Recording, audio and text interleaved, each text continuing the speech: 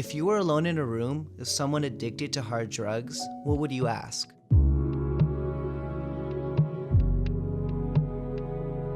I'm Chad. Nice to meet you. Right on, I'm Riggy Marz. Ever been toxic in the streets? Yeah, you know the vibe. What drug or drugs are you addicted to?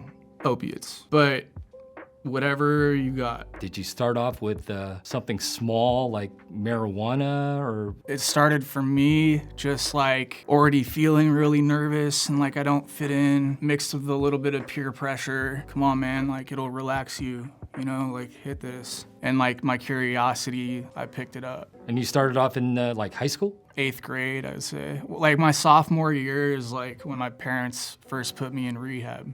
Oh. So I was 15. How old are you? I'm 35. How long have you been using? About 20 years.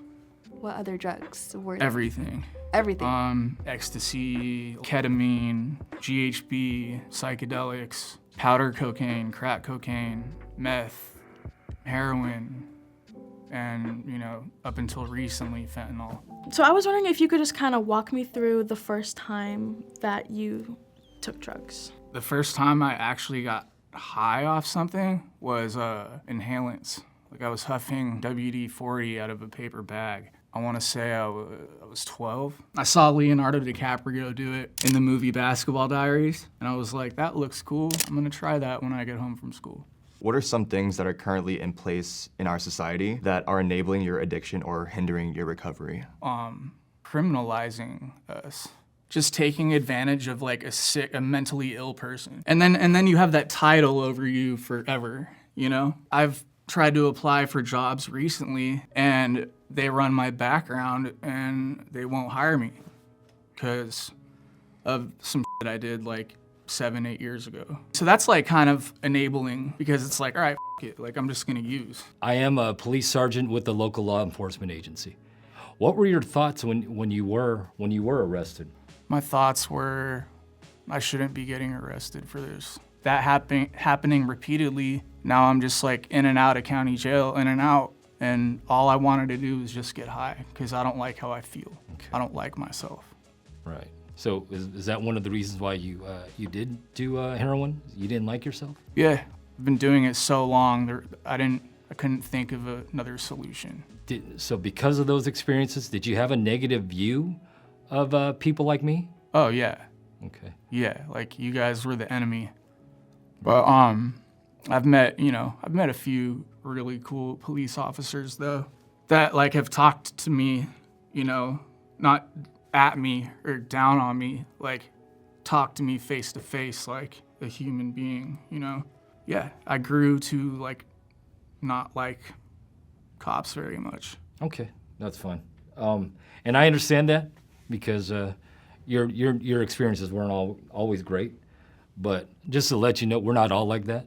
So what could we do better for drug addicts? I can't say like don't arrest them if they get caught with something, like, you know, obviously like you have to or whatever, but, you know, maybe give them a little pep talk like on the drive to downtown. Right. You know, like, you know, it's like nothing personal, but like you should get some help, man. I'm the marketing director for an addiction treatment and trauma center. You said you're a chronic relapser, so it sounds like you've tried to get clean sometimes. Can you tell me about those experiences?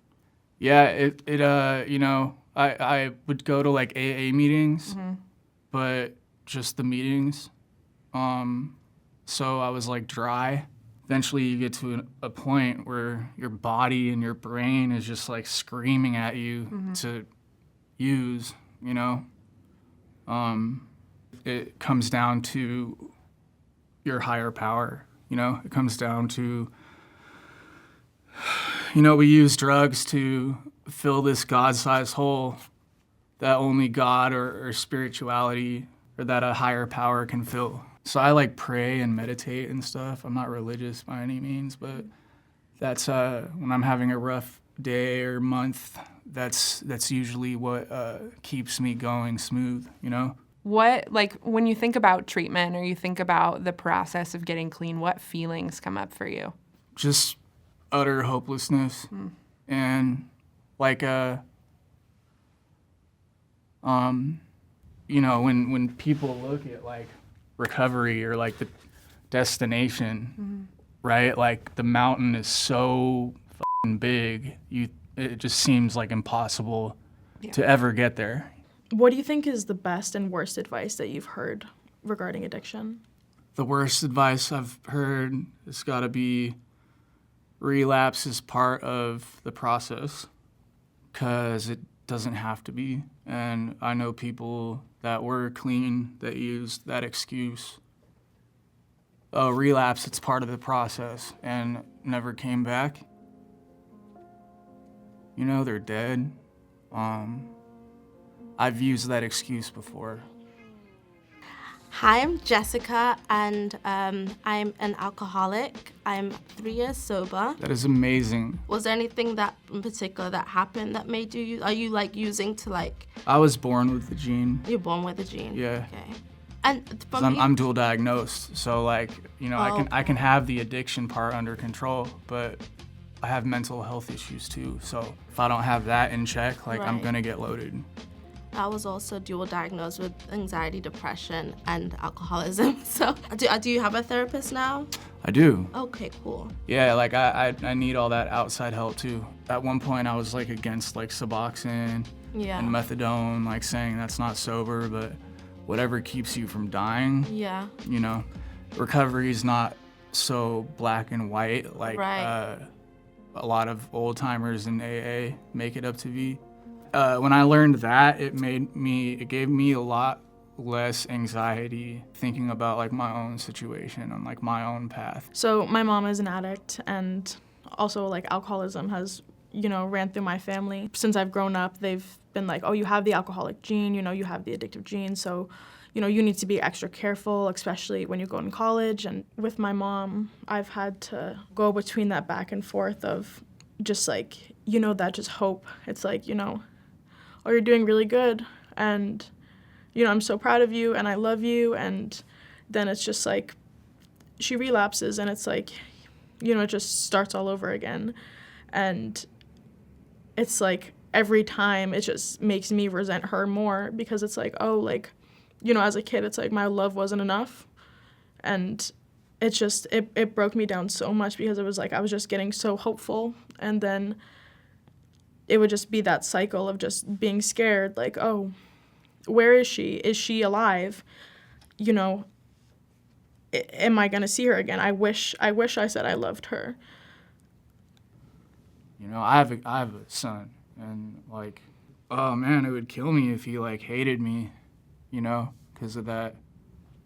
I told him like, hey, you know all those times that like grandma told you that I was on tour? And he's like, yeah. I told him I was in jail, you know? I was in jail, and, you know, I'm an addict, and I'm a sick person, but right now I'm not so sick. I'm getting better. But with my son, like, I don't leave anything out, because I don't want him to go seek, like, elder advice from, like, another kid in the neighborhood. I want him to come to me. You know what I mean? So I can keep it real with him, and like the trust is there, you know? What is your biggest fear in life? That is a really hard question.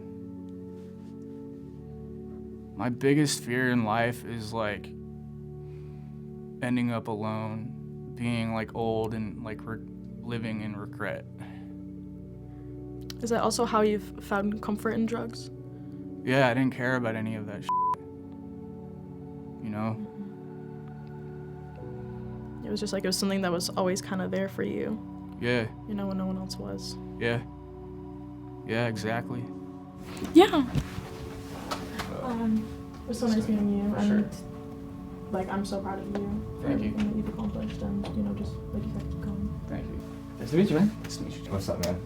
How you doing? Nice to meet you. Nice to meet you. Thank you so much. Yeah, can I hug you? Okay. Nice to meet Nice you. to meet you too. Congrats on your 3 years. Thank you. Yeah. Thank you. I hope that one day you will also say you have 3 years too. Thank you. Yeah.